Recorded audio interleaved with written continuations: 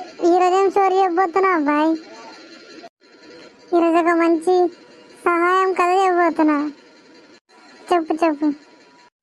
అయితే కథలోకి వెళ్తే, రామపురం చివర చెరువు ఉండేది. ఒకసారి ఒక కుక్క అక్కడికి నీళ్లు తాగడానికి వచ్చి పక్కనే ఉన్న వాళ్ళ ఇరుక్కుపోయింది. అందులోంచి బయటపడలేక చాలా ఇబ్బంది పడింది. అక్కడికి కాస్త దూరంలో కలుగులో నుంచి అంత గమనిస్తుంది. చిత్రమని ఎలుక వెంటనే తన దగ్గరికి వెళ్ళి, మిత్రమా నేను సాయం చేస్తానంటూ వలలు మొత్తం ముక్కలు ముక్కలుగా కొరికేసింది. కుక్క బయటకు వచ్చేలా సాయం చేసింది. అడక్క ముందే వచ్చిన సాయం చేసినందుకు ధన్యవాదాలు అంది కుక్క.